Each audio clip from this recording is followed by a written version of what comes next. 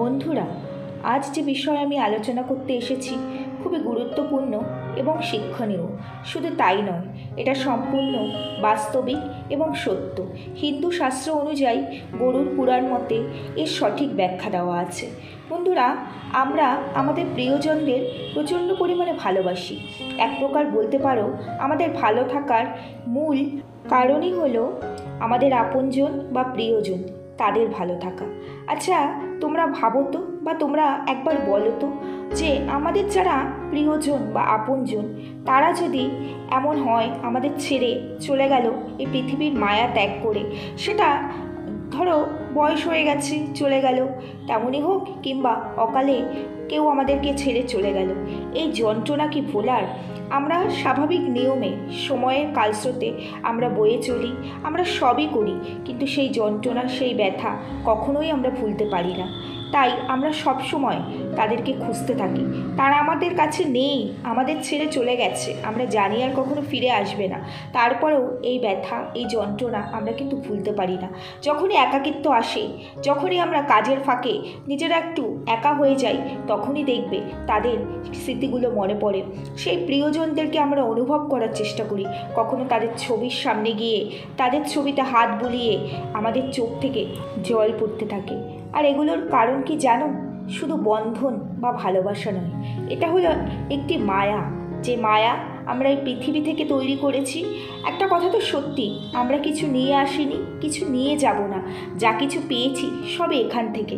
তাই যে সমস্ত সম্পর্কের জন্য আমাদের মন ব্যাকুল হয়, আমাদের কষ্ট হয়, কিংবা এরা আমাদের ছেড়ে চলে গেছে এটা আমরা মানতে পারি না, সেই সবটাই কিন্তু আমরা এখান থেকে পেয়েছি। প্রকৃতির একটি সৃষ্টি, সেই সৃষ্টিকে আমরা না পারি নস্যাৎ করতে, না পারি মুছে দিতে, না পারি উপেক্ষা করতে। তাহলে চলো, আজ আমি তোমাদেরকে জানাবো মৃত্যুর পর আত্মা কি তার পরিবারের সাথে দেখা করতে আসে। আজ আমরা কোনো শোনা কথা বা কল্পিত গল্প নয়, বরং হিন্দু ধর্মগ্রন্থ ও প্রাচীন বিশ্বাসের গভীর সাগরে ডুব দিয়ে এই রহস্যের স্তরগুলো উন্মোচন করার চেষ্টা করব। এই যাত্রা হবে কিছুটা দীর্ঘ, কিছুটা আবেগময়, আর কিছুটা রহস্যময়। তাই বন্ধ করে শেষ পর্যন্ত সঙ্গে থেকো, কারণ আজ তুমি জানবে তা হয়তো তোমার দৃষ্টিভঙ্গি চিরতরে পাল্টে দিতে পারে।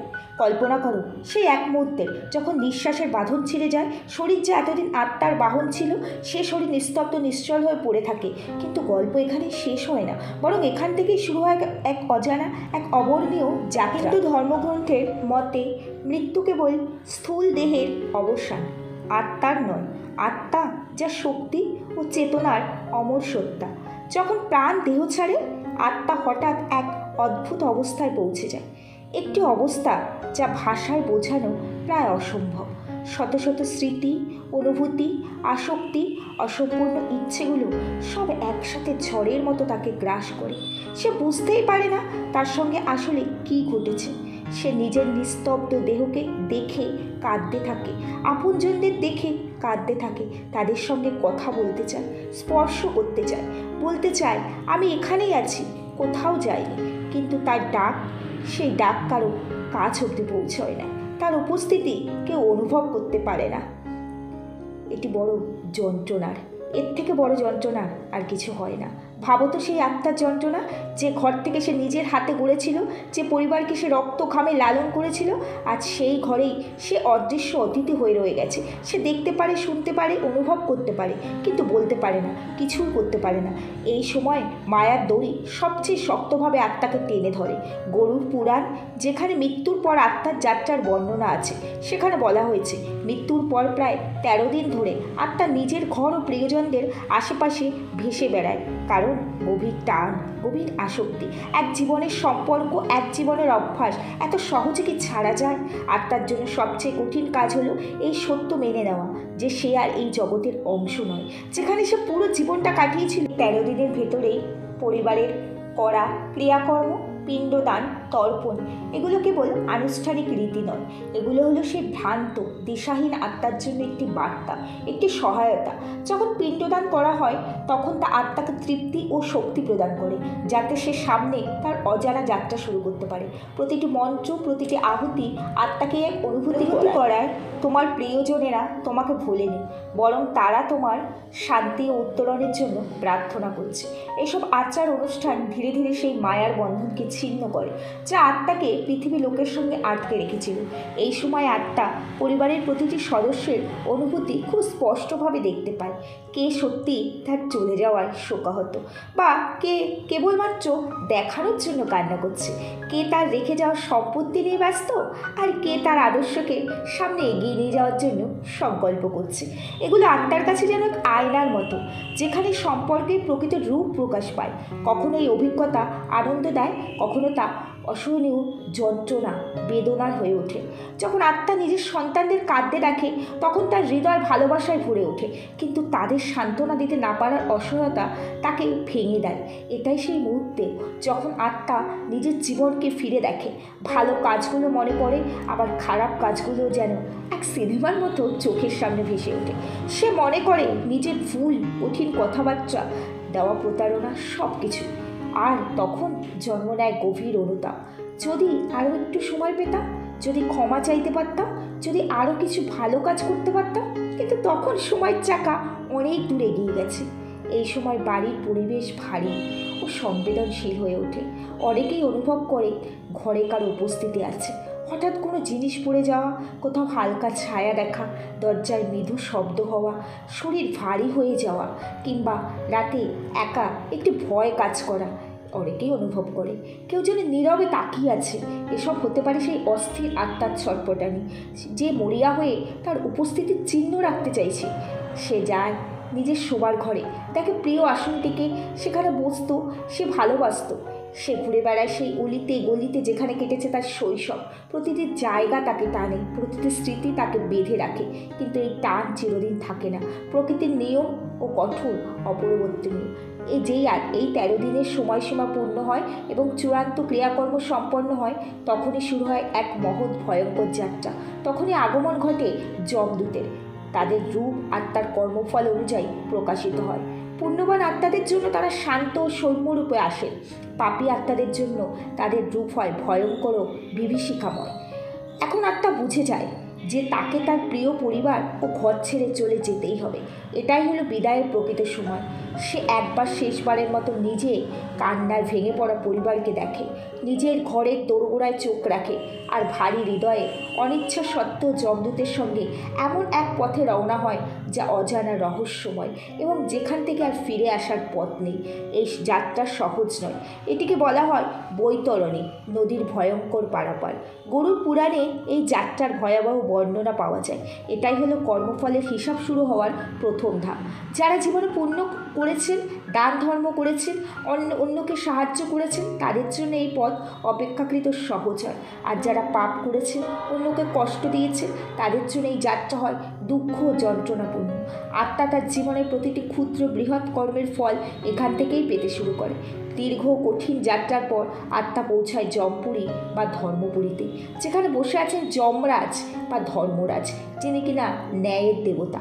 তার পাশে থাকেন চিত্রগুপ্ত, যার কাছে প্রতিটি প্রাণীর জন্ম থেকে মৃত্যু পর্যন্ত প্রতিটি চিন্তা, প্রতিটি বাক্য, প্রতিটি কর্মের নিখুঁত হিসাব লিপিবদ্ধ থাকে। এই খাতাকে বলা হয় অগ্রসন্ধানী বই।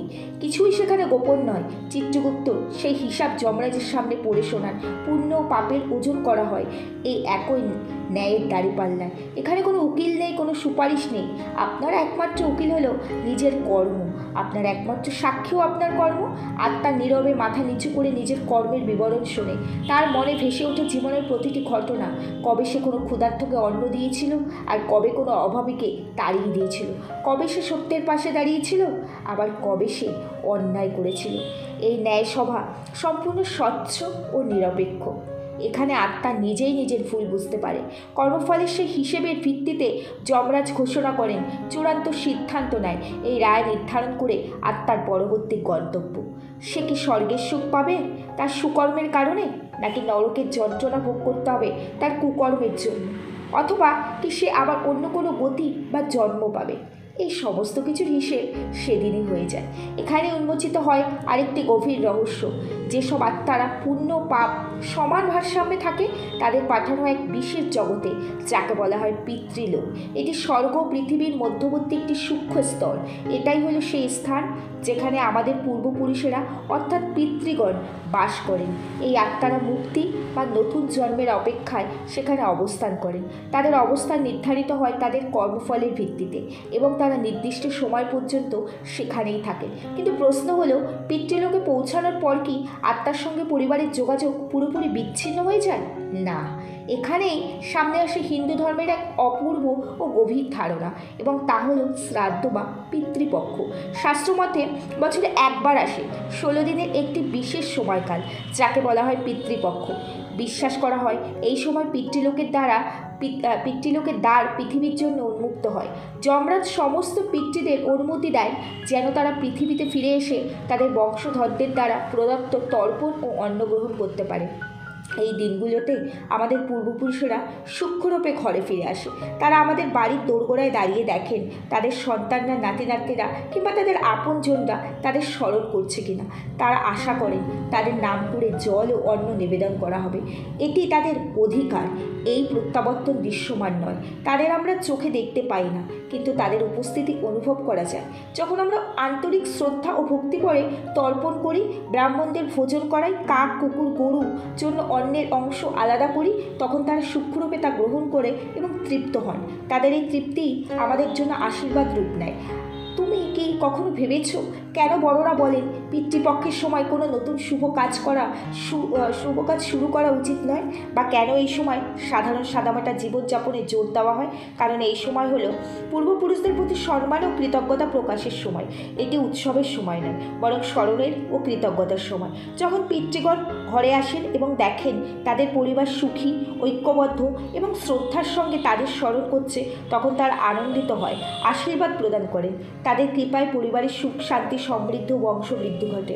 অপূর্ব কাজ সম্পূর্ণ হতে থাকে, রোগ ব্যাধিও দূর হয়। কিন্তু যদি তারা এসে দেখেন বাড়িতে দ্বন্দ্ব বিভেদ চলছে, কেউ তাদের স্মরণ করছে না, তাদের নামে শ্রাদ্ধ বা তর্পণ করছে না, তাহলে তারা দুঃখিত ও অতৃপ্ত হয়ে ফিরে যান। তাদের এই অতৃপ্ত পরিবারে অভিশাপের মতো কাজ করে, যাকে বলা হয় পিতৃদোষ। এর ফলে পরিবারের উন্নতি থমকে যায়, ঘরে অশান্তি বাসা বাঁধে, এমনকি সন্তান সম্পর্কিত সমস্যাও দেখা দিতে পারে। তাহলে প্রশ্নের উত্তর, আত্মাকে ফিরে আসে? হ্যাঁ, আসে। বিশেষত পিতৃপক্ষের সময় তারা অতিথির মতো ফিরে আসে, ভালোবাসার সম্মানের প্রত্যাশা নিয়ে। তারা আমাদের সঙ্গে দৃশ্যমানভাবে কথা বলতে পারে না, কিন্তু তাদের শক্তি ও অনুভূতির মাধ্যমে আমাদের জীবনে গভীর প্রভাব ফেলতে পারে। কখনো কেবল পিতৃপক্ষেই নয়, অন্য সময়ও আত্মারা পরিবারের সঙ্গে সংযোগ করতে আসে, বিশেষ করে যাদের মৃত্যু হয় অকাল মৃত্যুতে, যেমন দুর্ঘটনা বা আত্মহত্যা। এমন আত্মাদের অনেক ইচ্ছে অপূর্ণ থেকে যায়, তাদের আসক্তি প্রবল হয়। তারা অনেক সময় পিতৃলোক পর্যন্ত পৌঁছাতে পারে না, বরং প্রেতজনিতে ঘুরে বেড়ায়। তারা পরিবারের চারপাশেই অবস্থান করে এবং কখনো কখনো স্বপ্নের মাধ্যমে বা অন্য কোনো ইঙ্গিতের দ্বারা যোগাযোগ করার চেষ্টা করে। অনেক সময় আত্মাদের উদ্দেশ্য থাকে পরিবারকে কোনো আসন্ন বিপদের আগাম সতর্কতা দেওয়া, অথবা তাদের কোনো অধুরা ইচ্ছে জানানো। আপনি নিশ্চয়ই শুনেছেন কেউ স্বপ্নে মৃত প্রিয়জনকে দেখেছে এবং তিনি কিছু বলেছে যা পরে সত্যি হয়েছে, কিংবা বড় কোনো সংকটের মুহূর্তে হঠাৎ মনে হয়েছে যেন কোনো অদৃশ্য শক্তি এসে সাহায্য করছে। এগুলো আসলে আমাদের পিতৃদের এবং আমাদের প্রিয় আত্মাদের সূক্ষ্ম সুরক্ষা ও আশীর্বাদ হতে পারে। তারা আমাদের দিকে তাকিয়ে আছে, আমাদের মঙ্গল চায়। কিন্তু এই চক্র এখানেই শেষ হয় না, কারণ পিতৃলোকও একটি অস্থায়ী অবস্থান মাত্র। যেমন ব্যাংকে জমা টাকা খরচ হলে ব্যালেন্স শেষ হয়ে যায়, ঠিক তেমনি সেখানে আত্মা থাকার সময় তার সঞ্চিত পুণ্য ও পাপের ভারসাম্যর উপর নির্ভর করে। যখন সেই নির্দিষ্ট সময় পূর্ণ হয় আর কর্মফলের ভোগ শেষ হয়ে যায়, তখন আত্মাকে আবার নতুন এক যাত্রায় বেরোতে হয়। এবারের যাত্রা হলো পূর্ণজন্ম। আত্মা তার অবশিষ্ট কর্মফল ও অসম্পূর্ণ ইচ্ছেগুলো নিয়ে আবার পৃথিবীতে আসে, নতুন দেহ ধারণ করার জন্য। সে কোনো শরীর পাবে, কোন পরিবারে জন্মাবে, তার জীবন সুখী হবে না দুঃখময়, সব কিছুই নির্ভর করে তার পূর্বজন্মের সঞ্চিত কর্মের উপর। আর পূর্বজন্মের সবচেয়ে বড় নিয়ম হলো জন্ম নিতেই আত্মা তার আগের সমস্ত স্মৃতি ভুলে যায়। সে কিছুই মনে রাখতে পারে না, না তার আগের পরিবার, না তার আগের জীবন, না তার বন্ধু বিরোধী। প্রকৃতি এই নিয়ম খুবই জরুরি। ভাবতো, যদি আমরা আমাদের আগের জন্মের মা, বাবা, সন্তান, বন্ধু কিংবা শত্রুদের সবাইকে মনে রাখতে পারতাম, তাহলে কি আমরা নতুন জীবন স্বাভাবিকভাবে বাঁচতে পারতাম? তা এক অসহনীয় বোঝা হয়ে যেত। তাই প্রকৃতি স্মৃতির পর্দা টেনে দেয়। যে আত্মা একসময় তার পুরনো পরিবারকে দেখার জন্য ব্যাকুল ছিল, সেই আবার নতুন পরিবারে, নতুন শরীরে এক নতুন জীবন শুরু করে।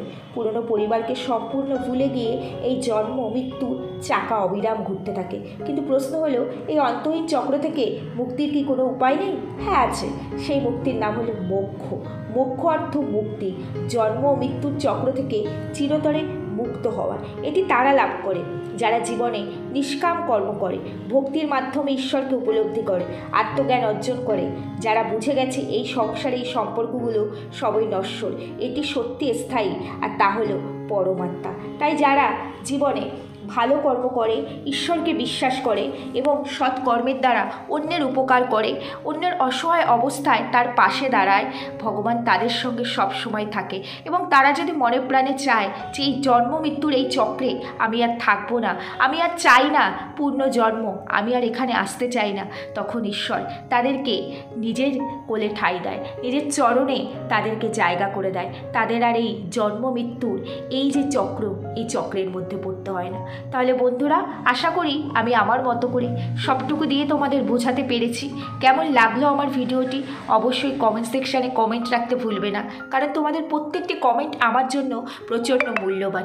তাই অবশ্যই কমেন্ট করবে, আর ভিডিও ভালো লাগলে লাইক করবে, শেয়ার করবে। আর যারা এখনও আমার চ্যানেলটিকে সাবস্ক্রাইব করোনি, অবশ্যই চ্যানেলটিকে সাবস্ক্রাইব করে আমার পাশে থাকবে, যাতে আমি যখনই এরকম ধরনের কোনো ভিডিও যেখান থেকে মানুষ কিছু জানতে পারে, সেরকম কোনো ভিডিও দেব, অবশ্যই তোমাদের সামনে গিয়ে পৌঁছায়। সবাই সুস্থ থেকো, ভালো থেকো, দেখা হবে পরবর্তী ভিডিওতে।